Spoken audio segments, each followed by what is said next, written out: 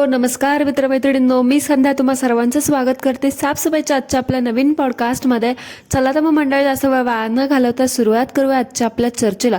मंडळी, आपल्या बोंबल काकूचा तो ड्रेस तुम्ही पाहिलाच असेल ना? ऑफकोर्स पाहिलाच असणार. पण व्हिडिओ सुरू करण्याच्या अगोदर आता तुम्हाला हा प्रश्न पडला असेल ना, की आज अचानक बोंबल काकूंवरती परत एकदा पॉडकास्ट कसा काय, असा विचार तुम्ही करत असाल तर बघा, मागे बोंबल काकू जेव्हा ग्रीसला गेल्या होत्या तेव्हा मी काही बोललेच नव्हते. म्हणजे कसं, मी पण तेव्हा माझ्या काही पर्सनल कामांमध्ये बिझी असल्यामुळे मी काय त्याच्यावरती माझं ओपिनियन काही नोंदवलंच नाही. म्हणून म्हटलं मागच्या वेळेसचं आणि ह्या वेळेसचं सगळं एकसोबतच वसूल करायचं. म्हणून मग आज मी तुमच्यासाठी डबल बोनांजा म्हणून काल पण बोंबल काकूंवरतीच आणि आज पण आपल्या लाडक्या डिअर बोंबल काकूंवरती मी तुमच्यासाठी स्पेशल पॉडकास्ट घेऊन आलेली आहे. So enjoy. आता वळूया आपण आपल्या ऐतिहासिक ड्रेसकडे. आता मला सांगा, तो ड्रेस भारतामध्ये किंवा आपल्या इकडच्या ऑनलाईन वेबसाईटमध्ये ह्या वर्षीपासून अवेलेबल झाला आहे. म्हणजे तो गेल्या 5-6 महिन्यामध्ये जे फॅशन इन्फ्लुएन्सर वगैरे असतात त्यांच्याद्वारे तो जास्त फ्लॉन्ट करण्यात आला, बरोबर. पण ह्या बोंबल काकू काय माहिती कुठल्या जगामध्ये राहतात, कुठल्या पृथ्वीवरती किंवा कुठल्या ग्रहावरती राहतात, देव जाणे. ह्यांच्याकडे हा ड्रेस एका वर्षाआधीपासूनच अवेलेबल होता असं ह्या म्हणतात. काकू, खरंच का? का ते तुमच्या तिथे त्या दिवशी तो बाजार भरला होता, आठवडी बाजार, तिथून तर नाही ना उचलला तुम्ही? ओ, कदाचित गेल्या वर्षीच्या आठवडी बाजारातून उचलला असणार. हां, बहुतेक म्हणून तुमच्याकडे तो ड्रेस 1 वर्ष अगोदरच पासून अवेलेबल होता. किती खोटं बोलायचं बोंबल काकू, खोटं बोला पण रेटून बोला. अहो, सगळ्या दुनियेकडे तो ड्रेस ह्या वर्षीपासून म्हणजे गेल्या 5-6 महिन्यांपासूनच ऑनलाईन वेबसाईटवरती अवेलेबल झालाय आणि तुम्ही मात्र म्हणताय की 1 वर्ष आधीच तुम्ही तो ड्रेस खरेदी केलाय. अजबत आहेत हा तुम्ही. म्हणजे अजब गजब, वेगळ्याच. अजब गजब प्रेम की गजब कहाणी असं काहीतरी तुमचं झालंय. कशाला ना खोटं बोलायचं उगाच. 1 वर्ष आधी होता असं तसं. 1 वर्ष आधी होता तर ग्रीसला का घालून गेला नाही तुम्ही तो ड्रेस?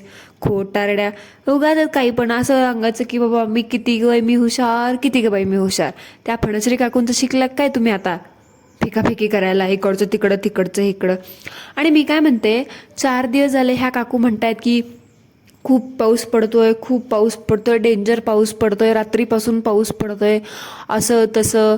पण मला एक शंका आहे मंडळी ह्याच्यामध्ये, की एवढा जबरदस्त पाऊस पडत आहे तर हे लोक टेंटमध्ये कसं काय राहत आहेत? म्हणजे बघा ना, एकतर तो टेंट आहे एवढूसा, त्यात तो प्लास्टिकचा, आणि जमिनीवर ते गवत आहे आणि गवतावरती तो प्लास्टिक टाकून हे लोक टेंट बांधून राहत आहेत त्याच्यामध्ये. आता हे लोक कॅम्पिंगला गेले, तिथे जर एवढा पाऊस पडतोय मग त्या जमिनीवरती चिखल वगैरे तर झालाच असणार. हां, आणि त्या टेंटमध्ये सुद्धा एवढ्या पावसाने थोडंफार ती जमीन ओली झाली असणार, त्या पाण्यामध्ये ओल पकडलं असणार, ते गवत ओलं असणार, थंड असणार, की तिथे चिखल वगैरे असणार. आणि रात्री हे लोक झोपतात तेव्हा त्या पावसाचा टेंटमध्ये किती आवाज येत असेल ना. त्या आवाजाने ह्या लोकांना एवढं कम्फर्टेबली झोप कशी काय लागू शकते? आता तुम्ही म्हणाल त्यांना कम्फर्टेबली झोप लागते तर तू का जळतेस? तर बघा, कारण ज्या प्रकारे हे लोक व्लॉगमध्ये असतात त्याच्यावरून तर असं वाटत नाही की ही लोक रात्री पावसामुळे झोपलेच नसतील, पावसामुळे ह्यांची झोप खराब झाली असेल. ऑफकोर्स आता बघा, आपण जर आपल्यापैकी कोणी एखाद्या एवढ्या टेंटमध्ये वगैरे राहत असेल, रात्रभर वगैरे आपल्या इकडे पाऊस पडतोय किंवा तासभर जरी आपल्याकडे अचानक रात्री पाऊस पडायला लागला, विजा कडकायला लागल्या, तर आवाजाने आपली थोडीफार का होईना झोपमोड होते, आपण जागे होतो. पावसाचा तो टपटप आवाज, भरभर आवाज, त्यामुळे आपल्याला काही कोणाला झोप लागणार नाही. खूप थंडी तर असणारच असणार आणि चिखल पण होतोच. जसं जिथं ते लोक राहत आहेत ना तिथं बोलतेय मी. थंडी तर वाजतच असेल कारण सगळं मोकळं उघडं आहे तिथे, त्याच्यामुळे थंडी तर ऑफकोर्स असणार म्हणजे असणार. आणि मोकळं मैदान असल्यामुळे, ते डोंगरावरती असल्यामुळे हवा तर तिथे भरपूर असणार. ह्यांचा टेंट टिकून कसा काय राहिला मला हेच कळत नाही. म्हणजे किधर कुछ तो दाल में काला है. कारण एवढ्या पावसाच्या टपटप भरभर आवाजात ह्यांनाच काय कोणाला झोपणार लागणार नाही. खूप थंडी, खूप चिखल, असे काहीसे हाल होत असणार. पण हे लोक मात्र एकदम रिलॅक्स आणि मस्त बोंबलत हिंडतात. ह्यांच्यासोबत त्या मुलीसुद्धा, ॲटलिस्ट त्या मुली झोपतील तरी ना, की बाबा रात्री झोप वगैरे झाले नाही असं तसं. मोठ्या लोकांचं आपण समजू शकते, बाबा चला एखाद्या रात्री ते लोक ॲडजस्ट करतील. फिरण्यामध्ये माणसाला काही लक्षात राहत नाही झोप वगैरे. पण इथे काहीतरी मगाशी म्हटलं तसं, कुछ तो दाल में काला है, नाही तो पुरी दाल ही काली है. एकतर तिथे पाऊस नसावा, जेवढा ह्या बोंबल काकू चढवून चढवून सांगतात आपल्याला की एवढा पाऊस पडतोय, एवढं हे होतंय, एवढं ते होतंय, नाहीतर हे लोक सुंबडीमध्ये त्या हटमध्ये वगैरे राहायला जात असतील. म्हणजे बघा, पैसे देऊन आणि फुकटच्या कमी किमतीमध्ये किंवा किंमत नसेलच, मोस्टली मला तर वाटते ह्यांचा एवढूसा टेंट बघून ते लोक म्हटले असतील कॅम्पिंगच्या जागेसाठी चार्ज करणार आहे, एवढूसा टेंट आहे तुमचा, त्यासाठी आम्ही किती पैसे घेणार, तुम्ही फुकटमध्येच राहा. मग त्यांचे ते पैसे वाचले असेल म्हणून हे लोक एवढा पावसाचा वगैरे फायदा घेऊन गेले असेल हटमध्ये राहायला. म्हणजे कमी किमतीमध्ये तो टेंट तर उभा करून ठेवलाच आहे तिथे. रात्र वगैरे झाली, पाऊस वगैरे आला की इतर वेळी हे लोक जात असेल त्या हटमध्ये राहायला आणि एखादा 15-20 मिनिटाचा व्लॉग वगैरे बनवण्यासाठी टेंटमध्ये जाऊन आपला भातुकलीचा खेळ खेळून दाखवतायत आपल्याला. कारण एवढ्या पावसानंतर टेंटमध्ये राहणं मुश्किल आहे. तुम्हाला काय वाटतं ह्याबद्दल कमेंटमध्ये मला नक्की सांगा, कारण मला तर फुल डाऊट आहे. कारण ह्या काकूंनी आहे ना भजी बनवल्यानंतर काय तो टेंट दाखवलाच नाही आहे का उडून गेला ते सुद्धा माहीत नाही.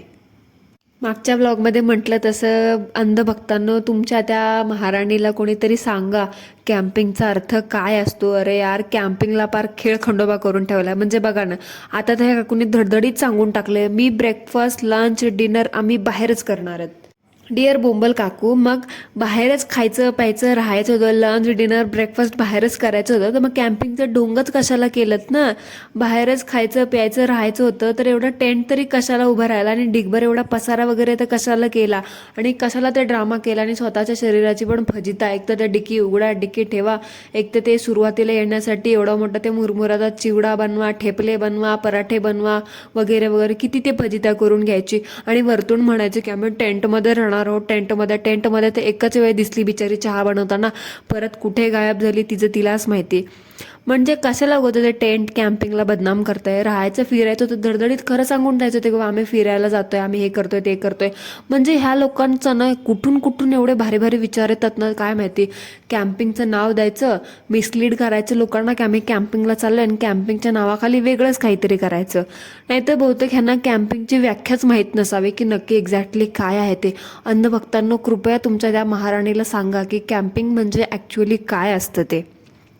आणि नेहमीप्रमाणे आपल्या काका काकूला लागली भूक आणि भूक लागल्यावरती ॲज युजल त्या लोकांनी कॉफी ऑर्डर केली आणि कॉफी पिऊन आपली भूक भागवली. पण काही पण म्हणा मंडळी, काकू आहे ना जीव तोडून प्रयत्न करतायत नेचर आणि हाऊसेस दाखवायचं. हो, बरोबर ऐकलं, हाऊसेसच म्हटले मी.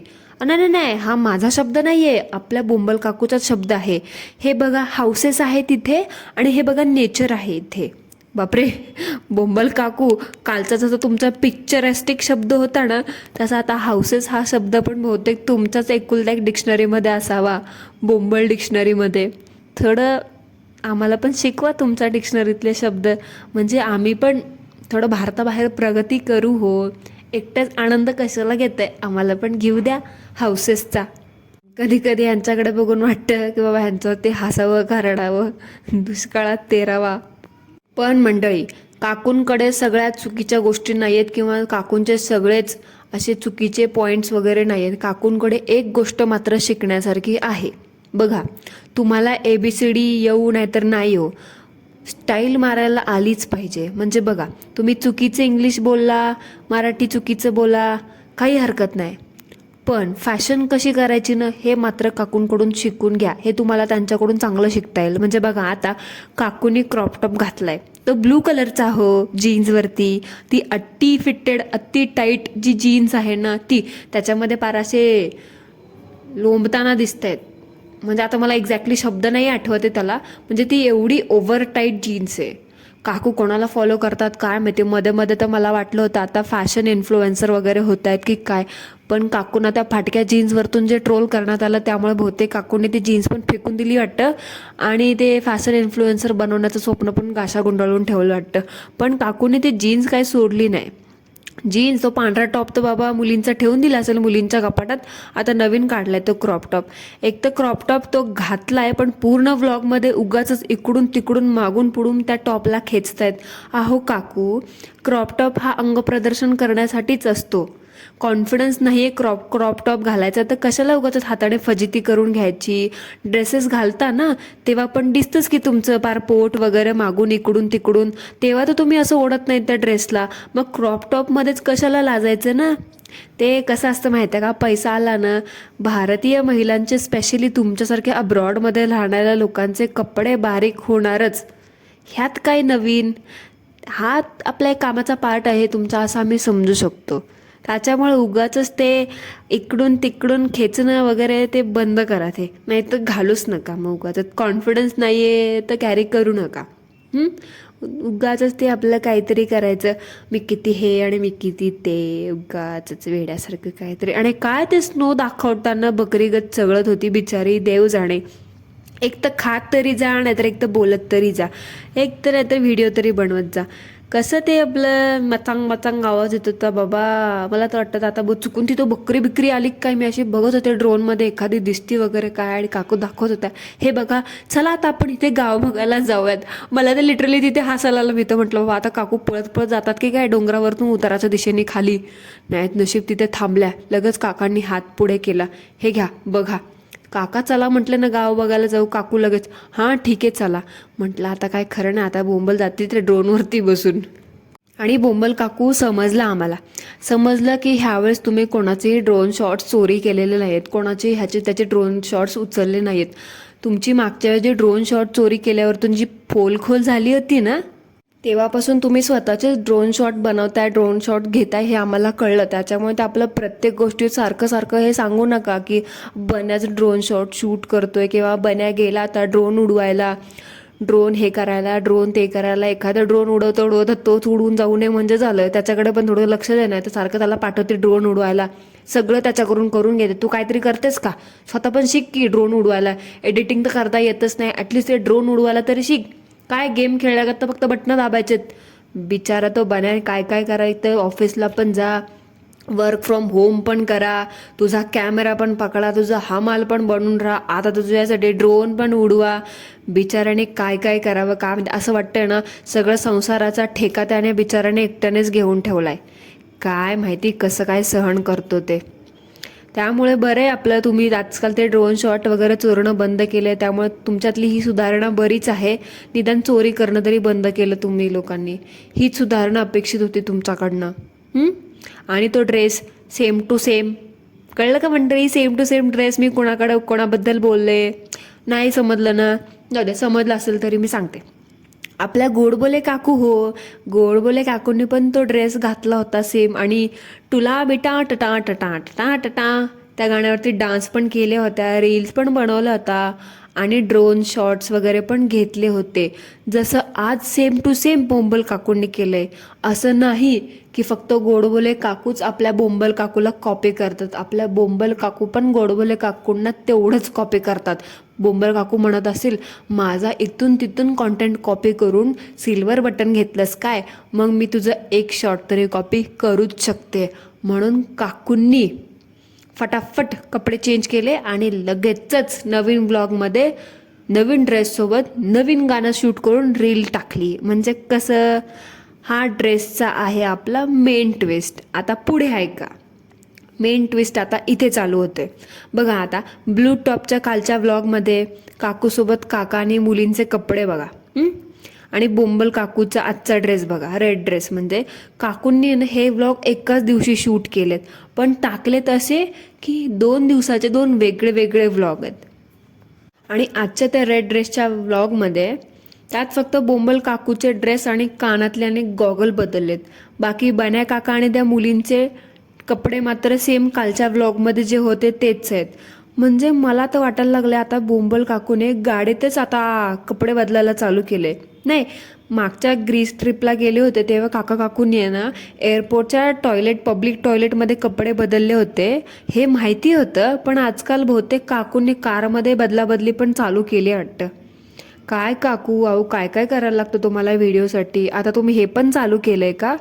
तुम्ही एवढा भारतीय संस्कृतीचा आव आणता, भारतीय महिला असं नाहीत करत हो.